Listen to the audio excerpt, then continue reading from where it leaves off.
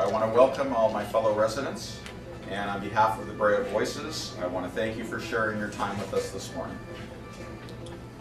Today's featured candidate is, of course, the well-known Mr. Roy Moore. Our primary goals here are to learn about his positions of importance to the community, and we want to make sure that we treat all of our candidates with respect. And we want to welcome another one. All right, we have one more. Welcome. The formal questions which will be asked, of which there are 18, were received either from the Brea Voices group or from members of the audience.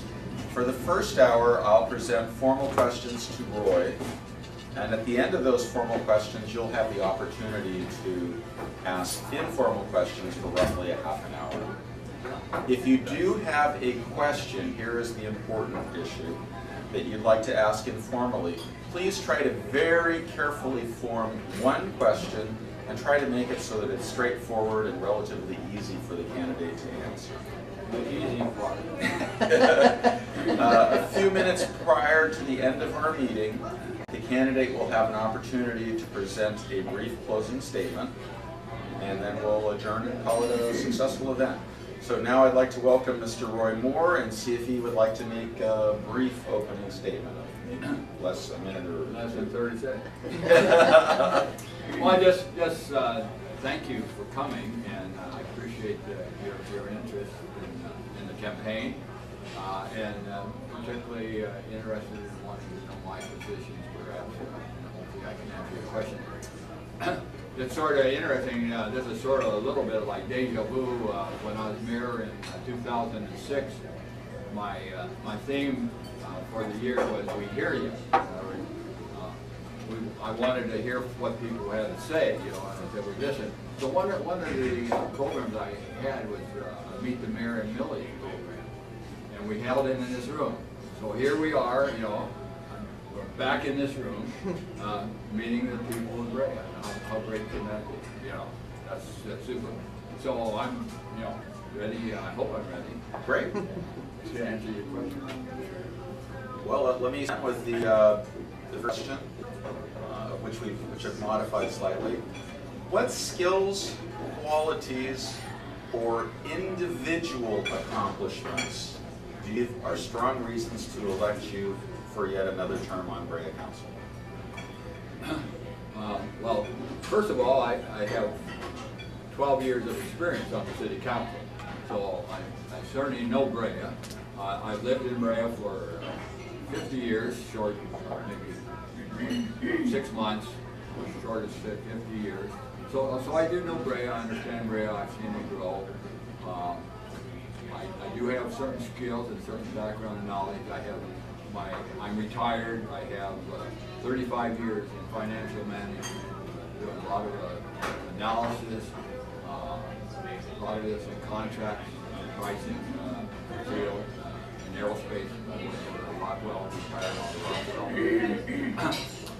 Individual accomplishments here in Brea, I think I can honestly say that if those of you that are familiar with the shopping center of the Central and Blenny, if you know what that place looked like in 1998, there was no anchor, most of the stores were vacant, the asphalt was cracking and the weeds were a foot high. On weekends we parked 20 cars out along Central, put for sale signs on it, and they dripped oil. It was just a bad place. I personally fought the owner to do something there. I took it to the president of Ralph's, who owned the store that was vacant, the anchor store. We conducted a boycott Ralph's program in Brea, which forced him to finally give up his lease. And anyway, in '99, they sold this whole center. A new guy bought it, wanted to put apartments in it, thanks to the help of the neighbors up in there. We fought that. We got them, this guy, to redo that whole shopping center at his own expense. This is not a redevelopment area. We didn't put one single taxpayer dollar into this. That shopping center was turned around, and there's a 99-cent store there now. Not that people are, you know, actually people up there really seem to like the 99 cents. So at the time I wasn't particularly happy because I thought I had Henry's Marketplace ready to get. did a survey and we didn't have enough traffic in the neighborhood or whatever. Other things is the museum that we have. It was the the American Legion building. It's going to be the Boys and Girls Club there. They had to pass. City Council had agreed to allow the Boys and Girls Club to take that building. And I said, well, why ruin our park? Now this is the only historical park we have in Brea, the only square block, let's call it. That's historic. The Pines, the Old City Hall, as well as the American Legion. We got the Boys and Girls Club to relocate where they are now, and that's a whole separate subject. But we have a museum there, and what's going to be there is going to be the Boys and Girls Club and the American Legion. They're going to build a gymnasium on the park, plus another building. So look at that little park and picture those two other buildings down there, and we'd have to get rid of the trees and all of that. I feel like personally, and I want to give credit for Don Schweitzer, he was working with me, and he was not on the council at the time. But without my pushing, I don't think that would. So that's just a couple of things that I feel I can personally do. Oh, and two other things just recently that I would like to take claim to. I led the initiative to get put to work to God We Trust in our city council chamber, and also for the military banner program down central. That I fought for over a year for both of those, to get those even on the agenda because it was so resistance. So that's do we have a time limit on these questions? I can sometimes start talking and I don't know when to shut up. Well, what we're going to try to do is, as much as possible, if you can try to answer within approximately 2 minutes. But for the beginning, that was an opening introduction, and I think that's very appropriate. Kick me under the table or something. Well, we'll give you something that will be hard to answer in 2 minutes. Oh. How do you view council's obligation to manage the city and city staff, especially their executive management?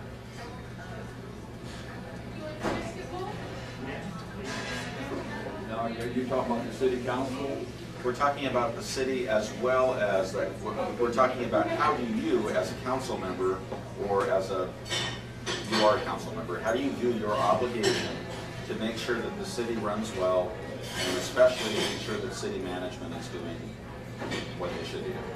Well, we obviously have to work closely with the city manager, and that goes the other way too. The city manager has to work. We have, I feel Brea has a very excellent staff of people, that as a city council member, none of us are experts at running city. We're just people who have, maybe are masochists. When we run for office and we get elected, and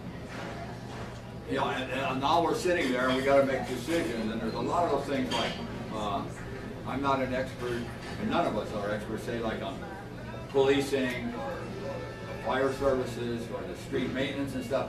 We learn a lot, but we're certainly not experts. So we need to rely on staff. But that means we need to be able to ask questions. And if there's some problem there, we don't think something's right, we need to ask questions and to push in certain areas to make sure we get those answers to our satisfaction. Because really, we are at the, use the word mercy of the staff reports that we receive. And it's true, the city manager and you mentioned executive staff. Now, the city council only has control, let's say, of the city manager and the city attorney. We can hire and fire either one of those. But the city manager hires and promotes his staff, determines their pay and stuff. So it's just really a matter of probing and being sure that what you hear is right. Hopefully. Okay. Can you please describe the balance of power, the optimal balance of power between council and the city staff, and brief thoughts on management, effective management of the city and city staff. Well, the balance of power, you know, the way it's supposed to be. The way it's supposed to be is the city manager reports to the city council. The city council sets policy, and we tell the city manager, this is what we want. He's supposed to go up and do it. I'm not so sure that this city council is that way. I think that the city manager, more often than not, will say, this is this is the program that we want, and bring it to the city council, and then we approve it, you know. So that, to me, that's just factual. I really believe that the city council has to be more proactive in promoting that.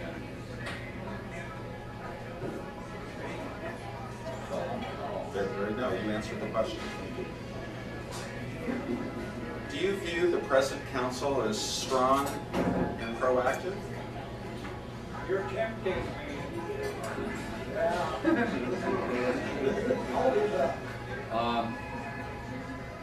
No, I'll be honest, I don't necessarily. I do believe that our city manager has more persuasive with some of our council members, and there's a tendency to almost rubber stamp a lot of the things he does. You have much more to say than that, or I could probably pick some specific things.